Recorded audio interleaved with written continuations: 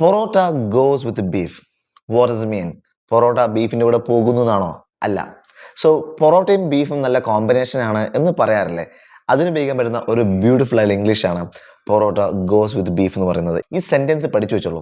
If something goes with another thing they suit each other, they look taste good together. അതാണ് go with എന്ന് പറയുന്നത്. For example, do you think this t-shirt goes with these trousers? ആണോ? നല്ല സ്യൂട്ടാണെന്നർത്ഥം. ഇതേപോലത്തെ ഒരു beautiful phrase ആണ് go together. Go together. ഈ ഗോ ടുഗെദർ എന്ന് പറഞ്ഞാൽ രണ്ടും മാച്ച് ആണെന്നർത്ഥം. ടേസ്റ്റ് ഇല്ല, മാച്ച് ആണെന്നർത്ഥമുള്ളൂ. For example, these jeans go together with anything. പഠിച്ചില്ലേ? So go with and go together. ഇത് ഉപയോഗിച്ചുകൊണ്ട് രണ്ട് സെന്റൻസുകൾ കൺസ്ട്രക്ട് ചെയ്ത് താഴെ കമന്റ് ചെയ്യുക. Because using is learning. Alright. ഇത്തരത്തിൽ നിങ്ങളുടെ ഇംഗ്ലീഷ് വേറെ ലെവലാക്കാൻ വേണ്ടിയിട്ടുള്ള കോഴ്സുകൾ നമ്മൾ എടുത്തിട്ടുണ്ട്. ഓൺലൈൻ ആയിട്ടാണെങ്കിൽ ഡെയിലി 30 to 40 മിനിറ്റ് സ്പെൻഡ് ചെയ്താൽ മതി. അതല്ല ഇനി ഓഫ്ലൈൻ ആയിട്ടാണെങ്കിൽ എടപ്പള്ളിയിലാണ് നമ്മളെ ക്യാമ്പസ് വരുന്നത്.